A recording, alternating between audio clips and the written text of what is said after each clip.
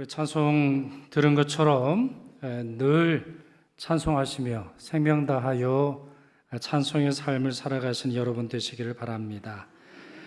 지난 한 주 여러분 잘 지내셨습니까? 저도 여러분들 기도해 주셔서 아프리카 우간다를 잘 다녀왔습니다. 원래 까만데 더 까매진 것 같고 제 얼굴은 보이시죠? 안 보이면 눈 감고 설교를 들으시면 되겠는데, 제가 처음 선교, 물론 이제 저는 목사로서 계속 사역을 했습니다만 단기 선교를 떠나는 것이 1995년입니다. 싱가포르, 말레이시아, 태국 이렇게 제가 처음으로 선교를 갔는데, 우리 그때로부터 지금까지 30년이 지났지요. 근데 이번처럼 일이 많고 또 이번처럼 육체적으로나 정신적으로나 힘든 선교가 없었을 만큼 저로서는 참 쉽지 않은 선교였는데요. 여러분들의 기도가 방패가 되어주고 또 여러분들의 기도가 미사일과 같이 되어서 무사히 잘 다녀올 수 있었습니다. 기도에 감사를 드리고요. 수요일에 선교 보고를 드리고 우간다 선교, 또 저희 교회가 섬기고 있는 온민족 신학교와 관련되어 있는 내용을 보고를 드릴 때 여러분 많이 오셔서 들으시고 함께 더 힘을 모아주시면 좋겠습니다. 그리고 이번 주 금요일 저녁 7시부터 이틀간 선교 부흥회가 있죠. 저희 교회가 성원용 목사님이라는 분을 모시는데 이분이 목회하는 이분이 참 목회도 잘하십니다. 제 생각에는 아마 유럽에서 우리 통합 측 교회에서는 가장 큰 교회, 한인 교회를 목회하지 않으시나 싶고요. 위그노 전문가이기도 하시고 또 아프리카와 그리고 유럽 선교에 아주 탁월한 활동을 하고 계시는 분이신데 정말 좋은 시간이 되리라고 생각을 합니다. 여러분 주보에도 그 예배 순서지가 들어 있으니까 꼭 여러분도 지참하시고 또 필요하시면 더 가져가셔서 전도하시는 데 사용하시기를 부탁을 드립니다. 오늘은 6월 22일 주일입니다. 이번 주에 6.25 전쟁이 발발한 날이 있죠. 저는 이 날을 맞이해서 시편 22편을 살펴보려고 합니다. 시편 22편은 23편과 연결되어 있는 시편이에요. 잘 아시는 것처럼 여호와는 나의 목자시니 그 시 바로 앞에 있는 시편 22편을 살펴보려고 합니다. 즉 고난을 당할 때에 다윗의 심정과 절규를 기록한 이 시편을 통해서 6.25의 참상을 겪었었던 우리 민족의 아픔과 또 현재의 상황을 함께 대비하면서 묵상하려고 합니다. 그렇게 할 때 하나님께서 우리 민족의 유일한 희망이 되신다라고 하는 사실과 또 6.25 전쟁으로부터 구원해내신 하나님의 은혜가 얼마나 놀랍고 우리 후손들에게 전해줘야 할 소중한 하나님의 역사라고 하는 것을 여러분과 살펴보려고 합니다. 자, 1절 보시겠습니까? 1절 말씀이 이렇게 시작되어 있어요. 내 하나님이여 내 하나님이여 어찌 나를 버리셨나이까? 어찌 나를 멀리하여 돕지 아니하시오며 내 신음소리를 듣지 아니하시나이까? 다른 시편과는 좀 다르죠? 다른 시편은 그래도 앞에 나오는 서도, 서론이 있는데 지금 이 시편은 바로 시작하자마자 절규하고 있습니다. 너무 큰 고통 속에서 하나님이 나를 버리셨다라고 하는 그 사실을 토로하고 있죠. 훗날 예수님께서 십자가에서 외치셨던 말씀이기도 하지요. 엘리 엘리 라마 사박다니 라고 하는 그 말씀이 바로 이 말씀이 되겠습니다. 다윗은 이때 자신이 벌레처럼 되었다 이렇게 생각을 합니다. 벌레처럼 무시당하고 벌레처럼 업신여김을 당하고 사람들에게 내팽겨쳐진 그러한 신세를 하소연합니다. 더 나아가서 자신이 처한 상황을 이렇게 묘사합니다. 많은 황소가 나를 에워싸며 바산의 힘센 소들이 나를 둘러쌌으며 내게 그 입을 벌림이 찢으며 부르짖는 사자 같으니이다. 지금 자기 앞에 놓여져 있는 상황을 이렇게 묘사하고 있어요. 자, 이 중에 바산의 힘센 소들이 나오죠. 바산의 힘센 소들. 저로서는, 한국 사람인 저로서는 만약에 이 바산의 힘센 소를 상징하는 우리나라의 표현이 있다면 청도에서 소싸움하는 소들과 같이 이렇게 표현하고 싶습니다. 자, 왜 그런가 하면 바산이라고 하는 것은 이스라엘의 갈릴리 지방에서도 북쪽에 있는 지명입니다. 이것은 물이 많고 아주 풀이 잘 자라기 때문에 소를 키우기에 좋은 그러한 곳이죠. 따라서 바산의 황소, 바산의 암소는 힘의 상징입니다. 힘의 상징이에요. 체구가 아주 거대하고 뿔이 굉장히 날카롭고 힘이 센 것으로 유명하지요. 바산의 암소는 생산력이 많은 것으로 이름을 떨치고 있었습니다. 그러니 생각해 보십시오. 덩치가 거대한 바산의 황소들이 머리뿔을 들이대면서 으르렁거리고 있을 때 얼마나 무섭겠습니까?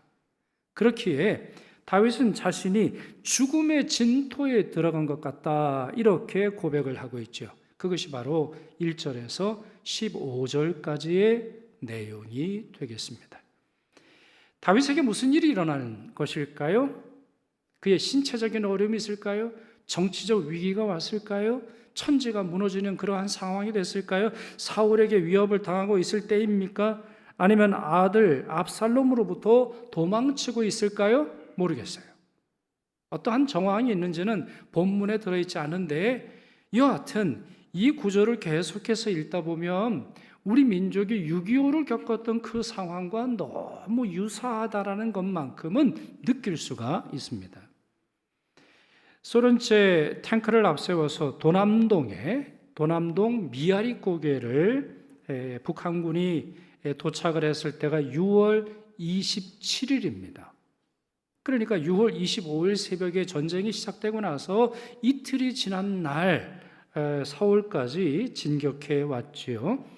그날 이후 미아리고개 기름동 그리고 지금의 서울대병원 자리 그리고 그 지역에 시체들이 산처럼 쌓였고 그들의 피가 강물처럼 흘렀다라고 하는 증언을 우리는 자주 듣습니다. 그래서 그럴까요? 우리는 미아리고개를 어떤 고개라고 부르죠? 단장의 미아리고개, 그렇게 부릅니다. 너무나 많은 사람들이 죽었고 너무나 많은 사람들이 이곳에 집결되어서 북한으로 끌려갔습니다. 그 후에 벌어진 일들은 잘 아실 겁니다. 폭격으로 무너진 건물, 그 속에 깔린 시신들, 굶주림에 지쳐 쓰러진 사람들, 추위와 질병으로 죽어가는 이들, 부모 잃은 전쟁 고아들, 게다가 수많은 사람들은 영문도 모른 채 피난길에 올라야 했습니다. 교회는 얼마나 많이 파괴가 되었습니까? 얼마나 많은 순교자들이, 얼마나 많이 순교한 그리스도인들이 있습니까? 정확히 파악하기는 어렵습니다만 남한교회의 순교자 수를 최소한 1158명, 그러니까 전쟁에 죽었던 그리스도인들을 의미하는 것이 아니라 신앙 때문에 총살을 당하거나 아니면 여러 참혹한 지경에 이른 사람들의 수가 이렇게 된다는 거죠. 그리고 최대 1만여 명으로 추정합니다. 전남에 영광이라고 하는 곳이 있죠. 염산교회는 77명이 집단적으로 학살을 당했습니다. 그렇습니다. 바산의 황소들처럼 북한은 강했고 또한 주둥이로 모든 것을 닥치는 대로 물어뜯는 사자나 개들처럼 북한 군인들은 잔인했습니다. 그 결과 이 땅 대부분의 사람들은 어떠한 취급을 당했습니까? 벌레보다 못한 상황에 시달려야 했던 것이죠. 박완서라고 하는 소설가를 여러분 아십니까? 박완서라고 하는 분. 저도 한국에 돌아와서 이제 한국에 있는 문학이나 여러 글들을 읽어봅니다만 이분이 어린 시절 독립문 일대에서 살았습니다. 그래서 이분의 소설을 읽다 보면 서대문 형무소, 독립문 아니면 독립문 초등학교, 무학 현대 아파트 등등 우리에게 익숙한 서울 밑에 갔다가 이제 은평으로 올라올 때 가끔 보게 되는 그 장소가 언급되어서 친숙합니다. 이분의 소설 중에 그 많던 싱아는 누가 다 먹었을까라고 하는 자전적 소설이 나오는데 그 소설의 상당수의 내용 중에 6.25 전쟁의 참상을 상상하고 이해하게 되는 글들이 있습니다. 그 글의 일부분을 읽어드리겠습니다. 전쟁은 모든 것을 앗아갔다. 집도 가족도 그리고 삶의 희망마저도. 우리는 그저 살아남기 위해 발버둥 쳤을 뿐이었다. 굶주림과 추위 그리고 언제 닥칠지 모르는 죽음의 공포 속에서 인간은 그저 한낱 벌레와도 같았다. 자, 그렇다면 다윗은 이런 상황에서 탄식만 하고 있을까요? 1절에서 하나님 어찌하여 나를 버리십니까? 어찌하여 나의 탄식하는 소리를 듣지 않으십니까? 하소연하기 시작하면서 15절에 이르기까지 자신이 벌레만도 못한 처지에 이르렀다라고 하는 이 고백 속에서 그는 눈물만 흘리고 있었을까요? 아닙니다. 오히려 다윗은 영원한 도움이 되시는 하나님을 기억해내고 그 하나님께 기도하고 있습니다. 4절을 보십시오. 우리 조상들이 주께 의뢰하였으므로 그들을 건지셨나이다. 9절도 보시겠습니까? 오직 주께서는 나를 모태에서 나오게 하신 이시요 내 어머니의 젖을 물릴 때에 나로 의지하게 하신 이시라. 이렇게 어머니 때의 일을 기억해내고 있습니다. 마치 거대한 폭풍우가 몰아치는 망망대해에서 안전한 항구를 발견한 백사공처럼 다윗은 바산의 소들처럼 적들이 둘러싸고 있는 상황에서 하나님을, 그리고 그 하나님을 신뢰했던 자기 조상들의 신앙을 기억해내고 있습니다. 매우 중요한 사실입니다. 여러분도 이 사실을 기억하시면 좋겠는데, 실패의 기억이 우리에게 두려움을 준다면 은혜의 기억이 우리에게 소망을 가져다 줍니다. 부정적인 기억들을 머리에 쌓아놓을수록 우리의 입술에는 탄식이 나오겠으나 하나님이 내게 하신 그 은혜의 일들을 기억하고 내 머리에 채울수록 내 마음은 감사가 넘쳐난다라는 것이죠. 그렇기에 지금 당장은 자신이 벌레처럼 짓밟히고 사자의 이빨에 잔인하게 뜯겨지고 있지만 자신에게 여전히 소망이 있다라고 하는 사실을 발견하고는 다윗은 하나님께 기도합니다. 21절과 22절 보시죠. 같이 읽겠습니다. 나를 사자의 입에서 구하소서. 주께서 내게 응답하시고 들소의 뿔에서 구원하셨나이다. 내가 주의 이름을 형제에게 선포하고 회중 가운데서 주를 찬송하리이다. 그렇습니다. 여러분, 3기를 기억하십시오. 3기가 뭡니까? 첫째는 기억, 둘째는 기도, 세 번째가 기적입니다. 아무리 힘들고 어려웠다 할지라도 이 기억과 기도와 기적의 상관관계를 믿으시는 여러분 되시길 바랍니다. 고난이 아무리 심해도, 고통이 아무리 극심하다 할지라도, 문제가 아무리 커 보인다 할지라도 하나님보다 크지 않으며 하나님만큼 영원하지 않으며 하나님보다 강력하지 않습니다. 그렇기에 절체절명의 순간 속에서도 하나님을 기억하고 하나님께 기도하며 하나님이 이끄시는 은혜의 역사를 소망하는 여러분 되시기를 바랍니다. 구할 때 그와 같은 상황 속에서 기적이 나타나는 것입니다. 이러한 말씀의 내용은 6.25 전세를 뒤집었던 한국의 역사와 맥락을 같이 한다 생각합니다.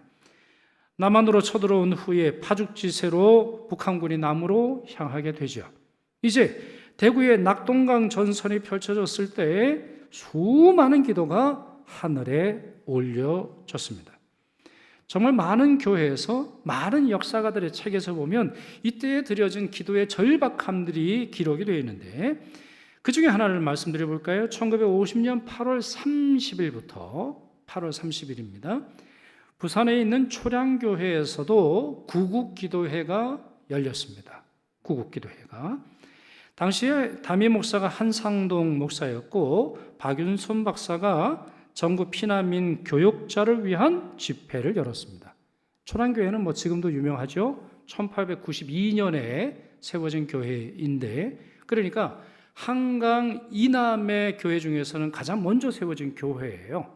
그러니 이 전쟁의 위험 속에서 기도하기에 이곳보다 더 좋은 곳은 없을지도 모르겠는데 250명이 모였습니다. 일주일간 모였어요. 새벽 기도회, 그리고 성경 공부, 저녁 집회를 갖기로 했고, 재정은 누가 맡았느냐? 종군 기자 겸 선교사로 한국을 왔던 바 피어스라고 하는 목사가 지원을 했습니다.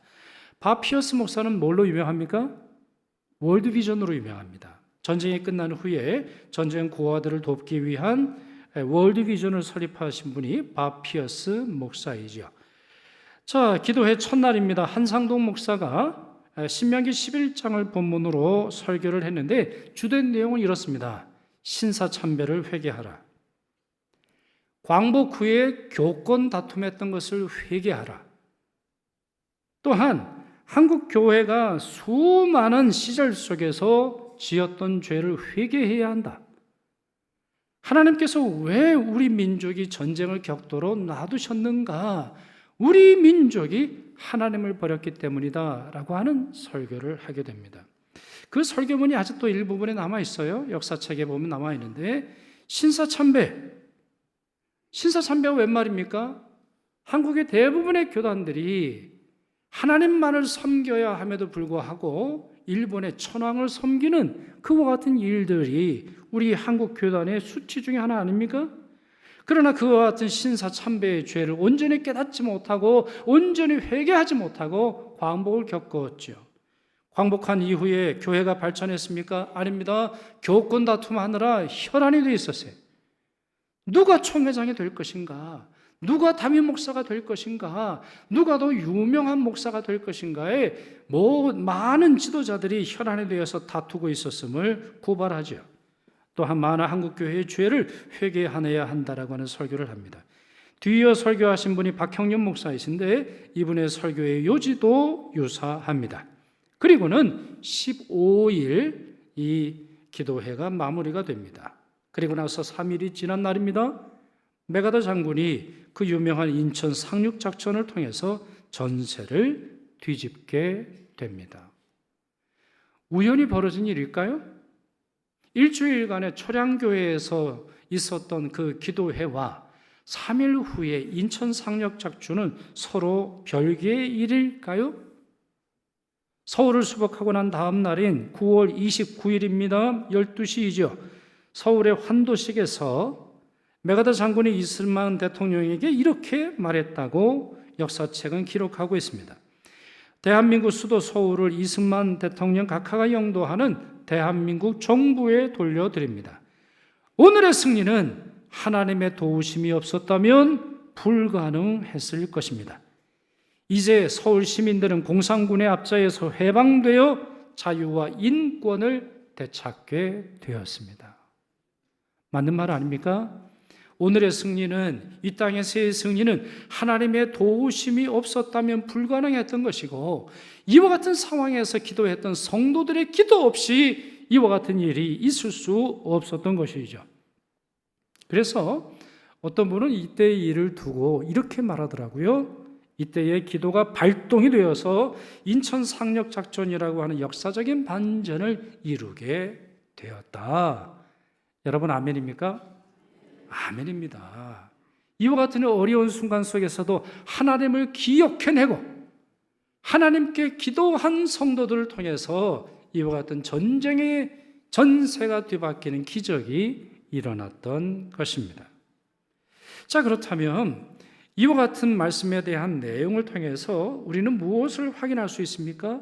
또한 더 나아가서 이러한 기도의 능력과 역전의 역사를 경험했던 한국교회에게 주시는 오늘의 말씀의 교훈과 사명은 무엇입니까? 오늘 본문 시편 22편은 그 점에 대해서도 우리에게 말하고 있습니다. 첫째, 다시 22절을 보십시오.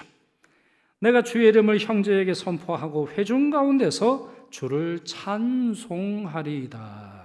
이렇게 다윗이 고백하고 결심합니다. 다윗은 자신이 겪는 극심한 고난과 역경 속에서 하나님의 구원을 경험했습니다.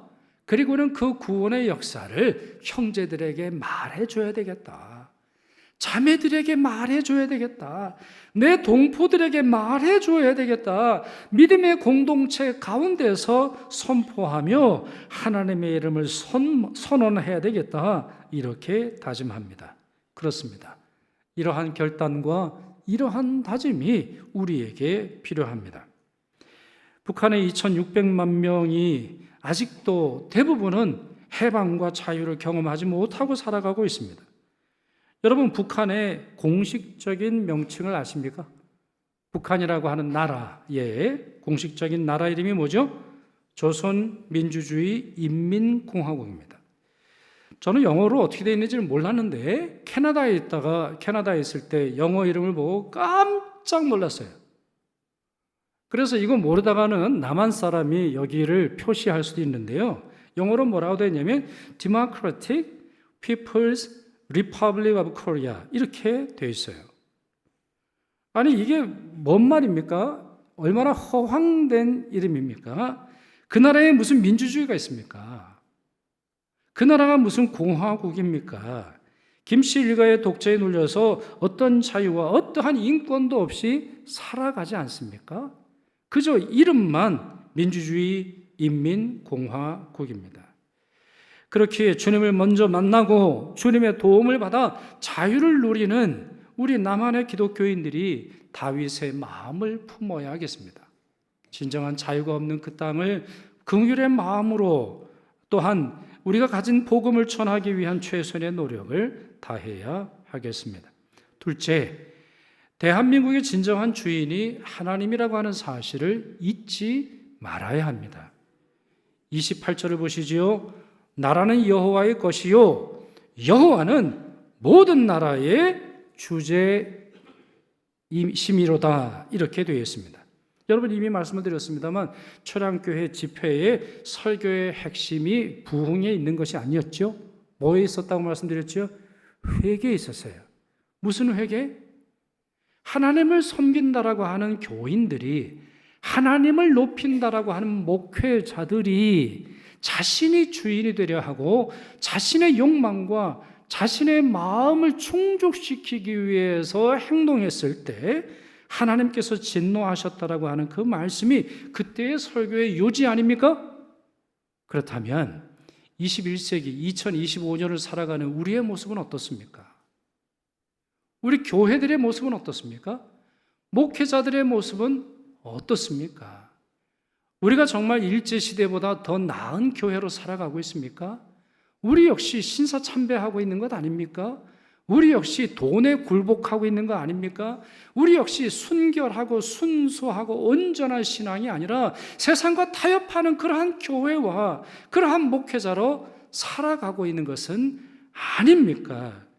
더 나아가서 하나님께서 우리에게 자유를 주셨는데, 하나님께서 우리에게 민주주의라고 하는 소중한 선물을 주셨는데 우리는 그것을 무엇을 위해서 사용하고 있는 것입니까? 그렇기에 만약 우리가 다시 하나님을 멀리한다거나 하나님을 떠난 민족이 된다면 더 큰 어려움이 찾아온다 할지라도 전혀 이상하지 않는 것입니다. 사랑하는 성도 여러분, 기억하십시오. 우리 민족은 여호와의 것입니다. 여호와의 것이기에 우리를 구원해 주셨던 것이고, 다 쓰러져가고 다 망해버린 우리 민족을 새 능력으로 충만하시게 하실 뿐만 아니라 열방을 섬기는 제사장 나라가 되게 하신 것을 기억하시기를 바랍니다. 마지막으로 셋째, 후손들을 잘 가르쳐야겠습니다. 우리 다음 세대에게 성경과 역사를 제대로 가르쳐야겠습니다. 30절과 31절 같이 읽겠습니다. 후손이 그를 섬길 것이요 대대에 주를 전할 것이며 와서 그의 공의를 태어날 백성에게 전하며 주께서 이를 행하셨다 할 것이로다. 아멘. 우리는 미래 세대에게 평화의 소중함과 가치를 전수해야 합니다. 또한 그 평화가 하나님에게서 온다라고 하는 사실을 전해야 하는 것이죠. 역사를 잊은 민족에게는 미래가 없는 것이고 성경이 없는 민족에게는 소망이 없기 때문입니다. 이제 말씀을 맺습니다. 저는 오늘 시편 22편과 함께 6.25 전쟁의 몇 가지 역사를 살펴보았습니다. 이 말씀에 따르면 다윗의 삶이 절기로 시작되었지만 놀랍게도 찬양과 감사 그리고 하나님의 구원을 선포하는 내용으로 전환되었습니다. 이러한 신앙의 역사를 경험하는 여러분 되시기를 바랍니다. 그리고 그러한 역사가 우리 민족에도 이루어짐에 감사하며 평화 통일을 위한 사명에 순종하는 우리 모두가 되기를, 그리고 우리 자녀들에게 더 복되고 평화로운 나라를 물려줄 수 있는 우리 모두가 되기를 축원합니다. 이제 우리 함께 기도하기를 원하는데요, 오늘은 제가 기도하지 않고 여러분과 제가 함께 공동 기도를 드리도록 하겠습니다. 평화 통일을 위한 기도인데요, 하나님께서 우리의 기도를 들어주시리라 믿습니다. 우리 화면을 보시면서 천천히 함께 읽겠습니다. 사랑과 평화의 주님, 오늘 6.25 북한 선교주의를 맞아 이 땅의 아픔과 슬픔을 다시 한번 기억합니다. 민족의 가슴에 깊이 새겨진 전쟁의 상흔을 주님께서 치유하여 주옵소서. 특별히 복음의 빛이 가려진 북한 땅의 동포들을 긍휼히 여겨주시기를 간구합니다. 그들의 고통과 신음을 주님께서 들으시고 속히 구원의 문을 열어 주옵소서. 어둠 속에서 헤매는 영혼들에게 복음의 빛이 비추어지게 하시고 주의 이름을 마음껏 찬양할 수 있는 날이 속히 오게 하옵소서. 저들의 마음을 열어 복음을 받아들이게 하시고 자유와 평화 속에서 주님을 예배할 수 있는 날을 허락하여 주옵소서. 또한 우리 남한의 교회들이 북한 동포들을 향한 사랑과 긍휼의 마음을 잃지 않게 하시고 복음 통일과 평화 통일을 위한 기도의 불을 지피게 하옵소서. 이 땅에 분단된 현실이 주님의 능력으로 하나 되게 하시고 그리하여 이 민족이 복음으로 통일되어 하나님의 영광을 드러내는 제사장 나라가 되게 하옵소서. 이 모든 말씀 우리 주 예수 그리스도의 이름으로 기도합니다. 아멘.